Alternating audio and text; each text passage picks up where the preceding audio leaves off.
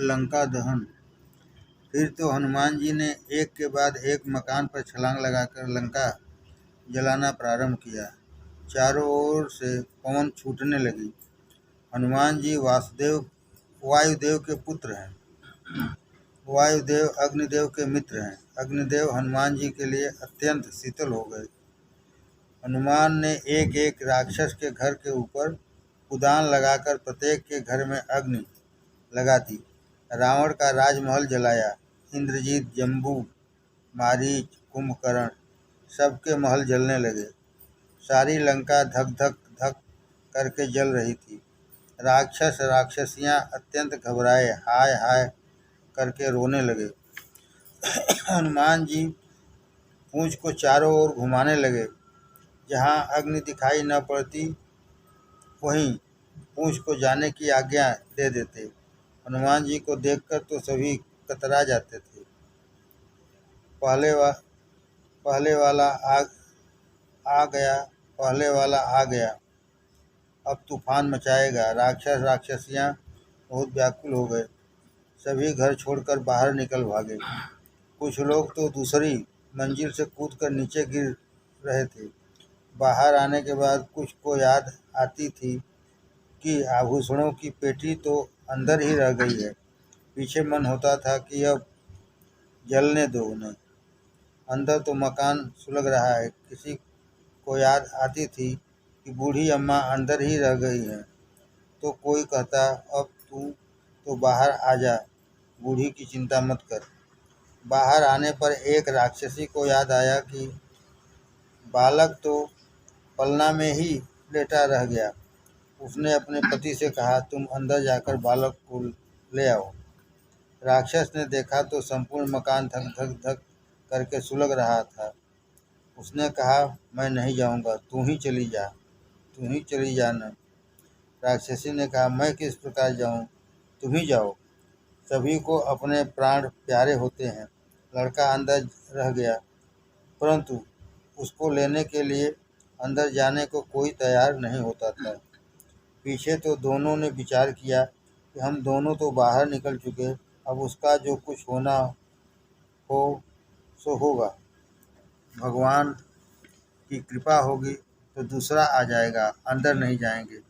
लंका में चारों ओर हाहाकार मच गया। राक्षस राक्षसियां रावण को गाली देते थे कि यह सीता जी को ले आया, उसी से यह अनर्थ हुआ है। यह कोई बानर नहीं, लंका का काल आया लगता है। हम जो कहा यह कपि नहीं होई, बानर रूप धरे सुर कोई। साधु अवज्ञा कर फलु ऐसा, जरई नगर अनाथ कर जैसा। जो राम नाम को करता हो, सीताराम सीताराम इस प्रकार कीर्तन करता हो, उसका घर हनुमान जी ने छोड़ दिया, विभीषण का घर छोड़ दिया। इसके अलावा लंका में ऐसा कोई घर बाकी रखा नहीं जो जला न हो। जारा नगर निमिष एक माही, एक विभूषण कर गृह नाही। राक्षस राक्षसियों को खबर नहीं थी राम नाम का जप करने से यह प्रसन्न होता है। इस प्रकार हनुमान जी का सत्संग हुआ तो राक्षस भी सीताराम सीताराम इस प्रकार कीर्तन करने लगे। तो हनुमान जी को दया आई। उन्होंने हुंकार करके कहा, राम जी के सेवक चारों ओर घूम रहे हैं। ऐसे अनेक सेवकों में से मैं अकेला ही यहाँ आया हूँ। मैं लंका का विनाश करूँगा, अब तुम्हारा विनाश होना है। परमात्मा के साथ तुम विरोध करते हो, यह तुम्हारा काल आया है। इसके बाद हनुमान जी समुद्र के किनारे गए और पूंछ को शांत किया। उन्होंने दूर से देखा कि सारी लंका धक धक धक जल रही थी। यह देखकर हनुमान जी को आनंद तो हुआ, पर पीछे मन में विचार आया कि यह सब ही जलता दिखाई दे रहा है, कुछ भी बाकी रहा नहीं। सारी लंका जल रही है, इस अग्नि में कदाचित सीता जी भी जल गई हो तो। मैं बंदर ही तो हूँ, इसलिए मैंने क्रोध में कुछ विचार किया नहीं। मैंने क्रोध में संपूर्ण लंका जला डाली। सभी कुछ जलता दिख रहा है, सीता जी का क्या हुआ। क्रोध में कदाचित अनर्थ होता तो मैं राम जी के पास किस प्रकार जाऊंगा। अनर्थ होगा तो मैं राम जी के पास किस प्रकार जाऊंगा। मैंने क्रोध में बहुत ही खोटा काम किया, सारी लंका जला डाली, तनिक भी विचार नहीं किया। मैंने राम जी के कार्य का विनाश ही किया। धिक मम वानरं मूढ़ं स्वामित्वन्याश्च दाहकं निश्चयेन मया दग्धा जानकी राम तो सदा। श्री सीता जी जल गई होंगी, यह विचार मन में आते ही हनुमान जी बहुत व्याकुल हो गए। उन्होंने मन में निश्चय किया कि अब यहीं पर समुद्र में प्रवेश करूंगा। अब मैं राम जी के पास किस प्रकार जा सकता हूँ।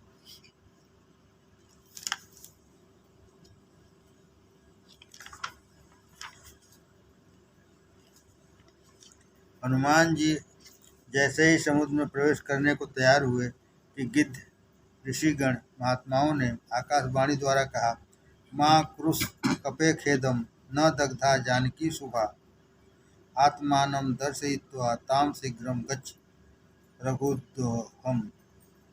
आकाशवाणी ने हनुमान जी की प्रशंसा की, हनुमान जी का जय जयकार किया और कहा कि हनुमान जी ने संपूर्ण लंका जला डाली, परंतु धन्य है श्री सीता माँ को अग्नि अग्नि को जला सकती नहीं। अग्नि को जलाने की शक्ति देने वाली तो श्री सीता जी हैं। आदिशक्ति जगदम्बा को अग्नि किस प्रकार जला सकती है। एक जगदम्बा माता वे जगदम्बा माता हैं। सभी कुछ सुलगा हुआ है, परंतु सीता जी को तनिक भी परिश्रम नहीं हुआ है। श्री सीता जी तो आनंद में विराजी हुई हैं। हनुमान जी ने यह सुना, उनको विश्वास हो गया कि श्री सीता जी के आशीर्वाद से ही अग्नि मेरा बाल भी जलाती नहीं। वह श्री सीता जी को किस प्रकार जला सकती है। श्री सीता जी तो आदिशक्ति जगदम्बा हैं। ये ही सबको शक्ति देती हैं। ये दिव्य लीला करती हैं। हनुमान जी को आनंद हुआ। पूंछ को समुद्र स्नान कराकर शांत करके फिर हनुमान जी श्री सीता माँ के बंधन करने के लिए अशोक वन में गए। अशोक वन का एक भी वृक्ष जला नहीं था। हनुमान जी ने माता जी को साष्टांग वंदन किया। माँ ने आशीर्वाद दिया। हनुमान जी की प्रशंसा करते हुए कहा, बेटा तेरी बुद्धि तेरा बल अलौकिक है, तेरा कल्याण हो, तेरा मार्ग सुभद होगा, कल्याणमय होगा। तू अब जल्दी जा और राम जी को लिवा ला। मास दिवस मोह नाथ न आवा, तो पुनि मोह जियत नहीं पावा। एक मास तक यदि राम जी नहीं आए तो फिर मैं प्राण त्याग दूंगी। माता जी को आश्वासन देकर उनका आशीर्वाद प्राप्त करके हनुमान जी वहाँ से विदा हुए। समुद्र के किनारे जाकर सीताराम कीर्तन करते हुए अलौकिक बल उन्होंने धारण किया और वहाँ से जोर से कुदान लगाई। एक रामायण में ऐसी कथा आती है कि हनुमान जी जब लंका छोड़ कर निकले, उस समय ब्रह्मा जी को थोड़ी चिंता हुई कि हनुमान जी ने जो पराक्रम किया है उसे हनुमान जी तो किसी भी दिन अपने मुख से किसी से कहेंगे नहीं। राम जी जब पूछेंगे तो इतना ही कहेंगे, मैं यहाँ से लंका गया। माता जी को प्रणाम किया और आश्वासन देकर वापस लौट आया। इसके अलावा कुछ भी नहीं कहेंगे। पर लंका में इन्होंने जो पराक्रम किया है उसकी खबर राम जी को अवश्य पढ़नी चाहिए। हनुमान जी आत्म प्रशंसा कभी करते नहीं। आत्म प्रशंसा यह मरण है। मैंने यह किया, मैंने वह किया, ऐसा जो कहता है उसके पुण्य का नाश होता है। मैंने वह किया, मैंने यह किया, वह ऐसा जो कहता है उसके पुण्य का नाश होता है। ये तो परमात्मा श्री राम ही जीव को शक्ति बुद्धि देकर उसके हाथ से महान कार्य कराते हैं। एतस्मिन्नन्तरे ब्रह्मा ददौ पत्रम सविस्तरम। ब्रह्मा जी ने पत्र लिखकर हनुमान जी को दिया और कहा, यह पत्र लक्ष्मण जी को दे देना। लक्ष्मण जी यह पत्र पढ़ लेंगे। पत्र में ब्रह्मा जी ने हनुमान जी के पराक्रम का, हनुमान जी की अलौकिक बुद्धि शक्ति का वर्णन किया था। पत्र में ब्रह्मा जी ने हनुमान जी के पराक्रम का, हनुमान जी की अलौकिक बुद्धि शक्ति का वर्णन किया था। हनुमान जी ने श्री सीताराम जी के नाम का जय जयकार किया और यह जय जयकार का शब्द बानरों के कान में आया। नाग सिंह यही पारहि आवा, शबद किलकिला कपिन सुनावा। हर से सब बिलो के हनुमाना, नूतन जन कपिन तब जाना। शब्द सुनकर बानरों को विश्वास हो गया, हनुमान जी काम करके आ गए मालूम होते हैं। सब आतुरता से हनुमान जी की प्रतीक्षा करने लगे। इतने में तो हनुमान जी के दर्शन हो गए। हनुमान जी समुद्र किनारे पर्वत के ऊपर उतरे। बानर दौड़ते हुए गए, हनुमान जी को कंदमूल फल अर्पण किए। कोई बानर हनुमान जी के चरण पकड़ने लगे, तो कोई हाथ, कोई पूंछ पकड़ने लगे। सबको ऐसा अनुभव हो रहा था कि हनुमान जी ने हमको प्राण दान दिया है। इतना काम करके हनुमान जी लौटे। हनुमान जी ने बानरों को वंदन करके कहा, माता जी आनंद में हैं, मैं सब कुछ देख कर आया हूँ। तुमको आश्वासन देता हूँ, माता जी सतत ध्यान करती हैं। जब करती हैं, माता जी का दर्शन करके मुझे बहुत आनंद हुआ। सभी बानर राम जी के पास जाने को निकले। मार्ग में सुग्रीव जी का मधुवन आया। सुग्रीव के मामा दधिमुख इस मधुवन की रक्षा करते थे। हनुमान जी की आज्ञा से सभी बानर मधुपान करने लगे। इससे दधिमुख को बहुत खोटा लगा। दधिमुख के साथ बानरों का भयंकर युद्ध हुआ। दधिमुख सुग्रीव के पास दौड़ा गया और कहने लगा, कोई मानता ही नहीं, अनेक वर्षों से रक्षित तुम्हारा मधुवन छिन्न भिन्न हो गया है। सुग्रीव को विश्वास हो गया कि ये लोग काम करके आए हैं, इसी से मधुपान कर रहे हैं। यौन होत सीता सुधि पाई, मधुवन के फल सकहि न खाई। ऐसा विचार करके सुग्रीव ने दधिमुख से कहा, मैं जल्दी बुला रहा हूँ, ऐसा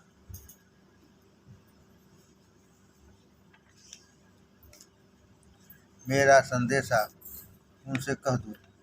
फिर सुग्रीव ने लक्ष्मण जी से कहा, श्री सीता जी के दर्शन हो गए हैं, हनुमान जी काम करके आ गए हैं, ऐसा लगता है। परमानंद हुआ।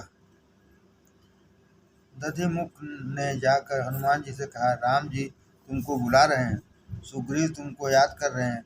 सुनते ही सब दौड़ चले।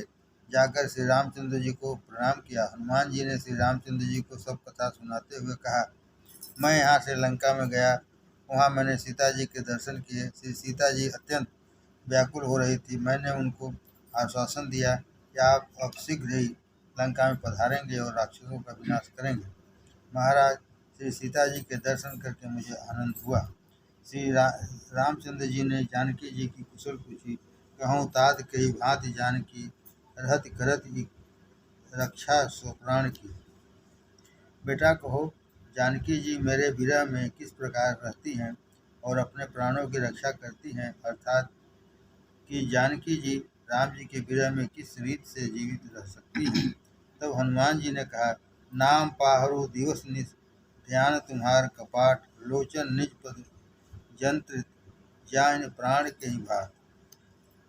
आपका नाम रात दिन पहरा देने वाला रक्षक है। आपका नाम रात दिन पहरा देने वाला रक्षक है। आपका ध्यान ही बंद कपाट है और नेत्रों को निरंतर आपके चरणों में लगा रखा है। तो फिर प्राण भला कौन से मार्ग से बाहर निकल कर जा सकते हैं। आपका नाम रात दिन पहरा देने वाला रक्षक है। आपका ध्यान ही बंद कपाट है और नेत्रों को निरंतर आपके चरणों में लगा रखा है। तो फिर प्राण भला कौन से मार्ग से बाहर निकल कर जा सकते हैं। आप पूछ रहे हो कि सीता जी किस प्रकार जीवित रह सकी हैं। वियोग विरह में उनके प्राण निकल गए होते, परंतु प्राणों को निकलने का रास्ता ही नहीं मिलता। आपका नाम और ध्यान छूटे तो तुरंत ही उनके प्राण निकल जाएं, परंतु आप में उनका ऐसा प्रेम है कि आपका नाम और ध्यान छूटता नहीं। भागवत में गोपी गीत में कथा आती है कि गोपियाँ श्री कृष्ण के विरह में जब अत्यंत रुदन करती हैं और कहती हैं कि हम तुम्हारी दासी हैं, हम तुम्हारे लिए जीवित रहना चाहती हैं, जबकि श्री कृष्ण कहते हैं, अरे सखियों, तुम बातें तो प्रेम की करती हो, परंतु मुझे तुम्हारे में प्रेम का एक भी लक्षण दिखाई नहीं देता। यदि तुम्हारा प्रेम सत्य है तो वियोग में तुम किस प्रकार जी सकती हो। शुद्ध प्रेम में वियोग होता नहीं, और कदाचित वियोग हो जाए तो विरही के प्राण भी टिकते नहीं। तुम प्रेम की बातें करती हो, परंतु वियोग में तुम जीवित रहती हो। तुम्हारे प्रेम में कुछ कपट है। उस समय गोपियों ने कहा, नाथ, हमारे प्राण तो हर प्रकार से जाने ही थे, परंतु तुम्हारे नाम और तुम्हारी कथा ने हमारे प्राण टिकाए हुए हैं। तुम्हारा नामामृत और तुम्हारा कथामृत हमारे जीवन को टिकाए रख रखा है। हनुमान जी ने रामचंद्र जी से कहा, आपके नाम और ध्यान के कारण से ही श्री सीता जी के प्राण टिक रहे। तदुपरांत लक्ष्मण जी ने ब्रह्मा जी की पत्रिका पढ़ी। पत्र में श्री हनुमान जी के पराक्रम का वर्णन था। रघुनाथ जी उसे सुन रहे थे। सुनकर रघुनाथ जी को परम आनंद हुआ कि हनुमान जी ने अलौकिक कार्य किया है। ऐसा कोई कर नहीं सकता। मैं अपने हनुमान को क्या दूं? हनुमान के अनंत उपकार हैं। मालिक की आंखें भीनी हो गई।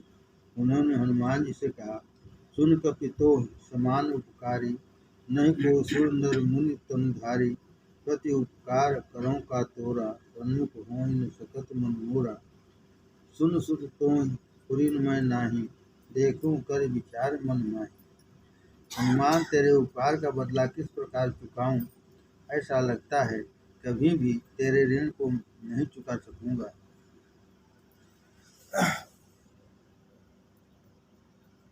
श्री रामचंद्र जी ने हनुमान जी की इस प्रकार प्रशंसा की। तो हनुमान जी ने कहा, महाराज, मैं प्रशंसा के योग्य नहीं, यह तो आपकी कृपा से हुआ है। वानर में अकल ही कितनी होती है।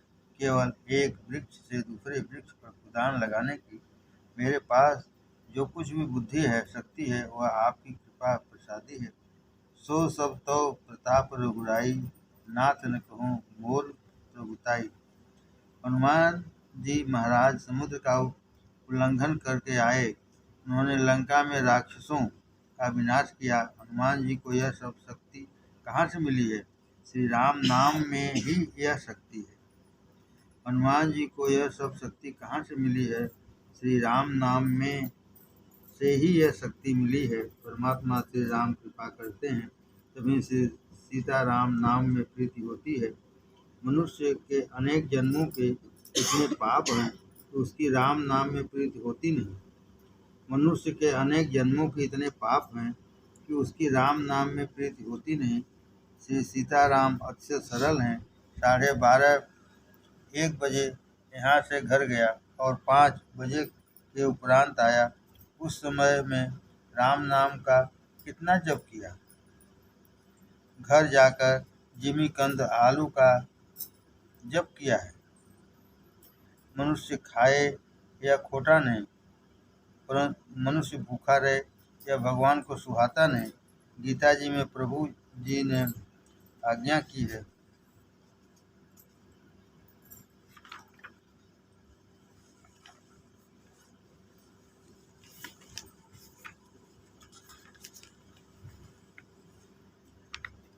कर्षयन्त मां चैवान्तः शरीरस्थम। अतिशय उपवास करके शरीर को और मन को अधिक पीड़ित करना नहीं।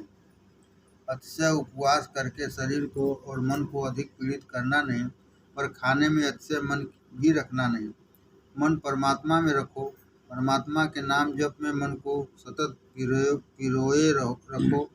मनुष्य परमात्मा के नाम के साथ प्रीति करे तो ही उसके पाप छूटते हैं। मनुष्य परमात्मा के नाम के साथ प्रीति करे तो ही उसके पाप छूटते हैं।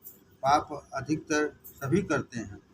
पढ़े लिखे भी पाप करते हैं और बिना पढ़े लिखे भी पाप करते हैं।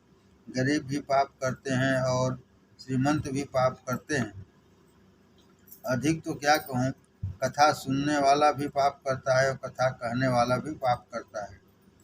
पाप उसका छूटता नहीं जो परमात्मा के नाम के साथ प्रीति करता है। जो पाप उसका छूटता है जो परमात्मा के नाम के साथ प्रीति करता है। पुण्य करना यह थोड़ा सरल है, परंतु पाप छोड़ना यह अत्यंत कठिन है। पुण्य करना यह थोड़ा सरल है, परंतु पाप छोड़ना यह अत्यंत कठिन है। मनुष्य एक ओर पुण्य करता है और दूसरी ओर पाप भी चालू रखता है। सब कुछ करते हुए हाथ में कुछ नहीं आता। बहुत सी पुस्तकें पढ़ोगे, उससे पाप छूटेगा नहीं।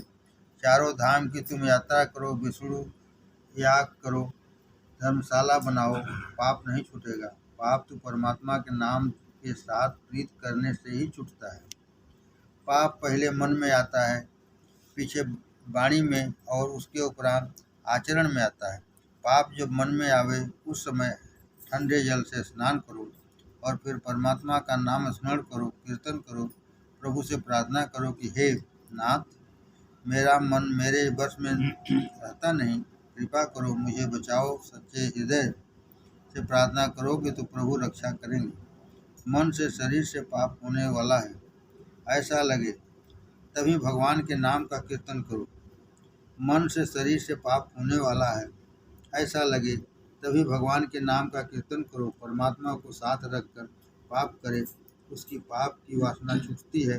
पाप की आदत धीरे धीरे छूटती है। पाप की आदत छोड़ने का यह एक ही उपाय है। मन में पाप आए, खोटा विचार आए, आँख में विकार आए, उस समय परमात्मा के नामामृत का पान करोगे तो विषय तुमको नहीं पकड़ सकेंगे। भोगी मनुष्य किसी दिन योगी नहीं हो सकता। कलिकाल का मनुष्य भोगी है। वह योगी होना चाहे तो उसे जल्दी सफलता नहीं मिलेगी। कलयुग के मनुष्यों के लिए नामामृत ही एक सरल उपाय है। राम नाम कलि अभिमत दाता, हित परलोक लोक पितु माता। नहीं कलि कर्म न भगत विवेकु, राम नाम अवलंबन एक। परमात्मा की अपेक्षा भी प्रभु का नाम श्रेष्ठ है। जगत राम जी के अधीन है, परंतु श्री राम नाम के अधीन है। जहाँ नाम है वहाँ प्रभु को प्रकट होना पड़ता है।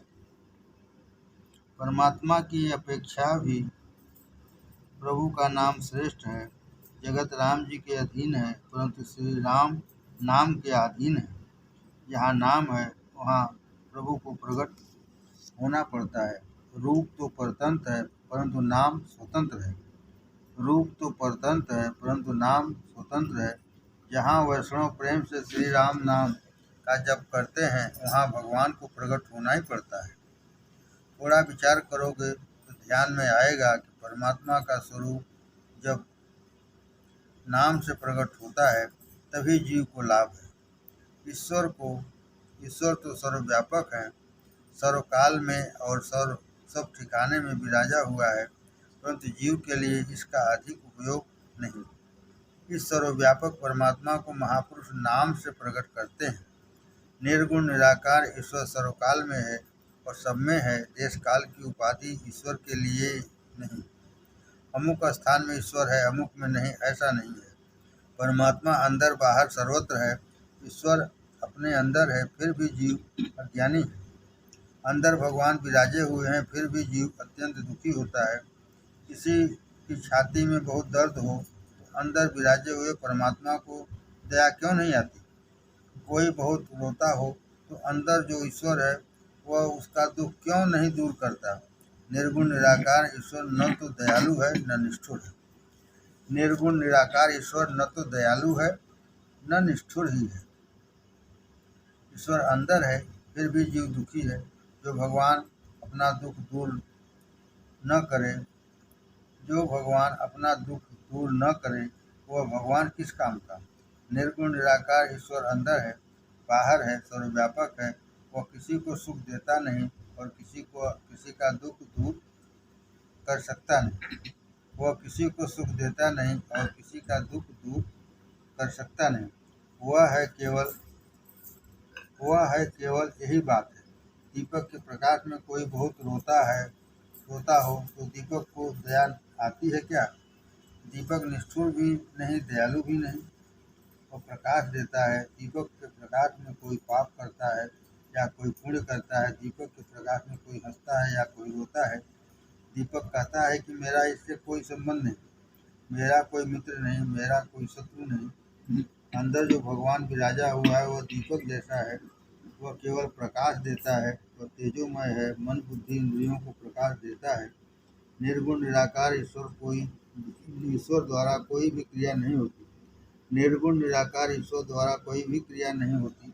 निर्गुण निराकार अंतर्यामी परमात्मा किसी का दुख दूर करता नहीं, जबकि सगुण भगवान तो दयालु हैं, पर सगुण परमात्मा अधिकारी जीव के ऊपर ही कृपा करते हैं। जबकि सगुण पर भगवान तो दयालु हैं, पर सगुण परमात्मा अधिकारी जीव के ही ऊपर कृपा करते हैं। राम जी जब प्रत्यक्ष विराजते थे, तब हम भी किसी न किसी स्थान में अवश्य थे ही। राम जी जब प्रत्यक्ष विराजते थे, तब हम भी किसी न किसी स्थान में अवश्य थे ही, और होने पर भी अब वर्तमान में भवाटवी में भटक रहे हैं। राम जी का दर्शन अनेक जीवों को हुआ, परंतु सबके सब नहीं सुधर गए, सभी को मुक्ति नहीं मिल गई। अधिकारी जीवों को ही राम जी अपनाते हैं। सगुण परमात्मा कृपा तो करते हैं, परंतु कृपा करने से पहले थोड़ी कसौटी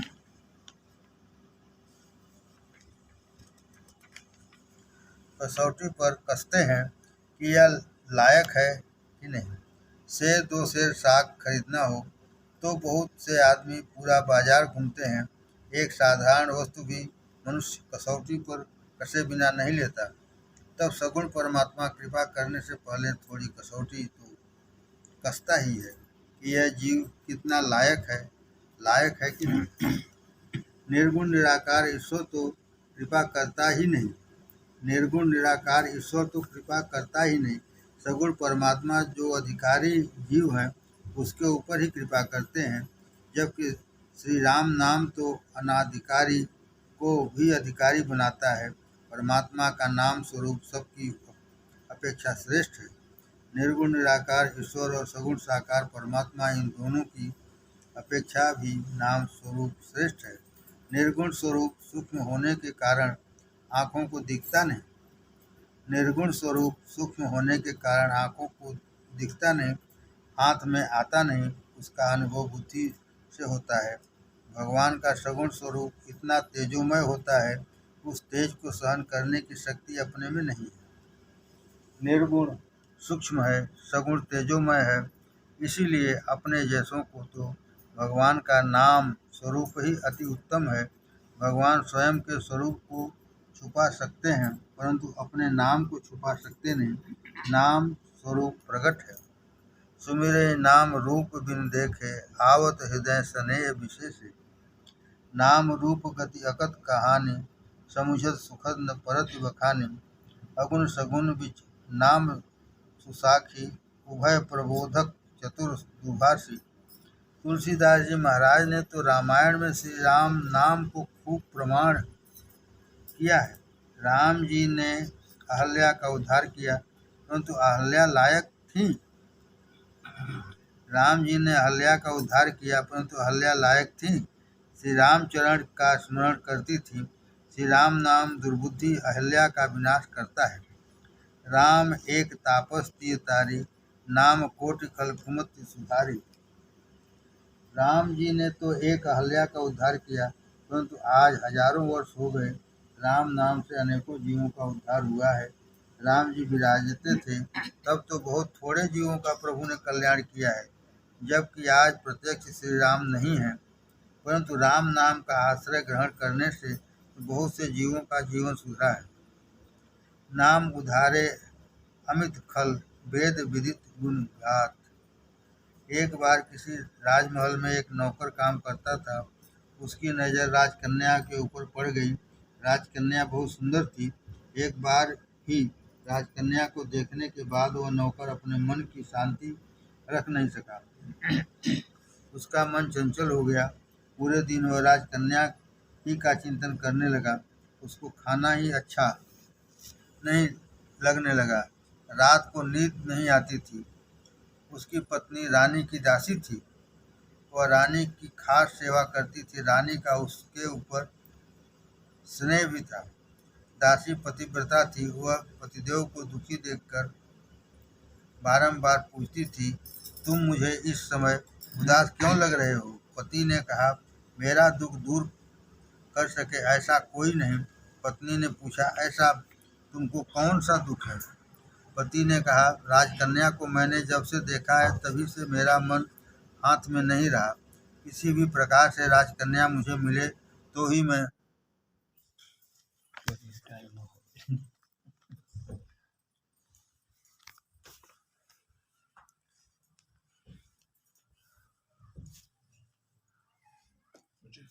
राजकन्या को मैंने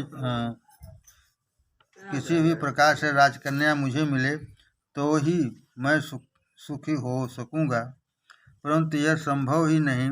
पत्नी को दया आई, उसने कहा, मैं युक्ति करूंगी। दासी ने रानी की भारी सेवा करनी आरंभ कर दी।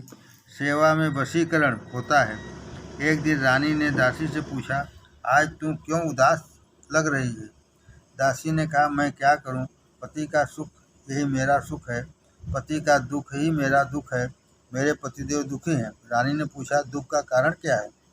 दासी ने कहा, महारानी जी, कारण कहने में मुझे बहुत दुख होता है, संकोच होता है। राजकन्या को देखा है तब से उनका मन चंचल हो गया है। उनकी ऐसी इच्छा है कि राजकन्या उनको मिल जाए। रानी ने सत्संग किया हुआ था।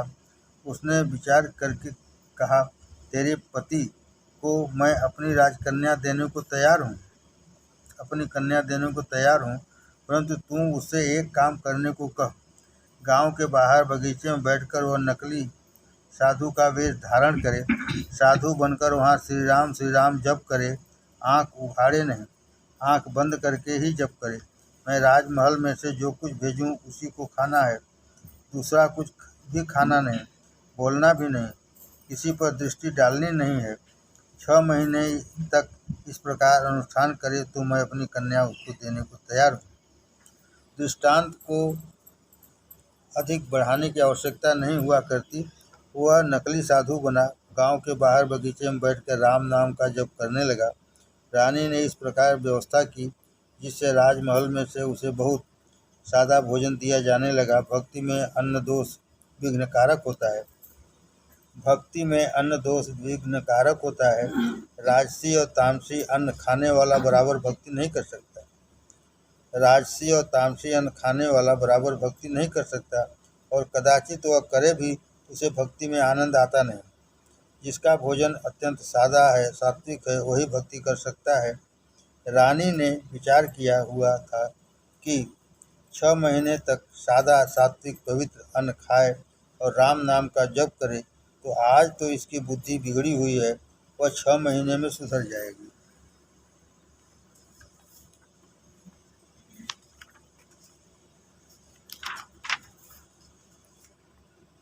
नकली साधु होकर आंख बंद रखकर राजकन्या के लिए वह राम नाम का जप करता था। राम नाम का निरंतर जप करने से इसको परमात्मा का थोड़ा प्रकाश दिखने लगा था।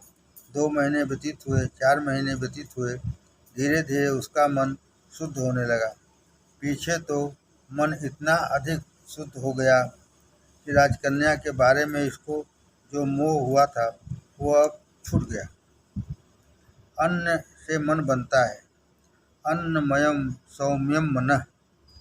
पेट में जो अन्न जाता है उसके 3 भाग होते हैं। अन्न का स्थूल भाग मल रूप से बाहर आता है। अन्न के मध्य भाग से रुधिर और मांस उत्पन्न होता है। अन्न के सूक्ष्म भाग से मन बुद्धि का संस्कार बनता है।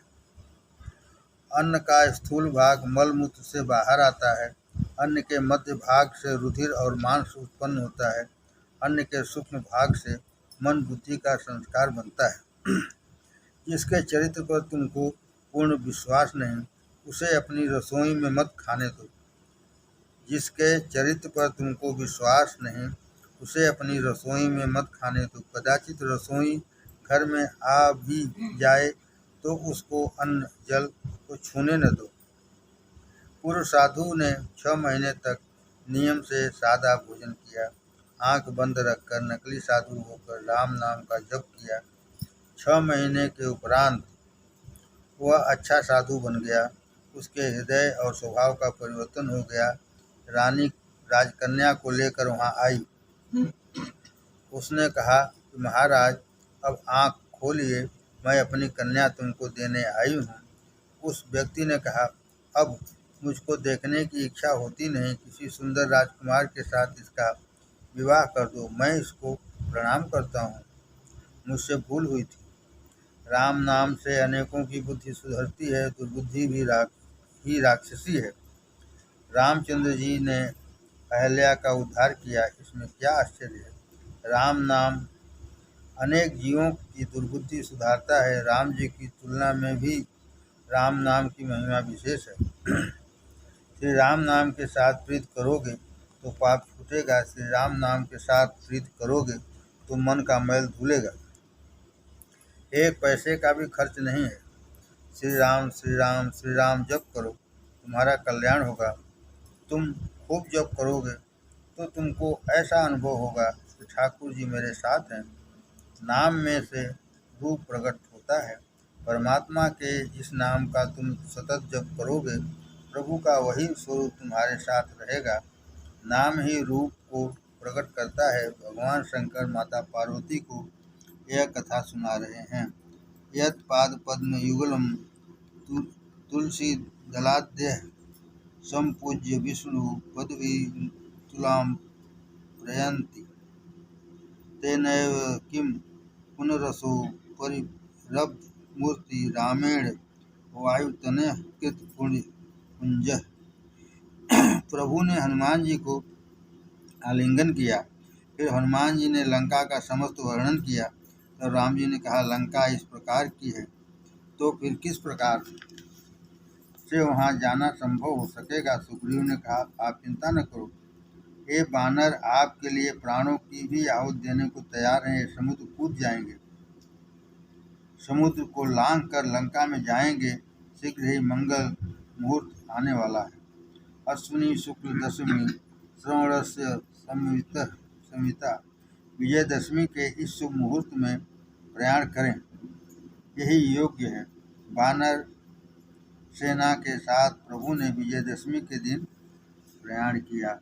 रामं कामारिसेव्यं भवभयहरणं कालमत्ते सिंहं योगीन्द्रं ज्ञानगम्यं गुणनिधं मजितं निर्गुणं निर्विकारं मायातीतं सुरेशं खलवत् निरतं ब्रह्मविन्दैकदेवं वन्दे कन्दावदातं सरसिजनयनं देवमुर्विसर्पणम्।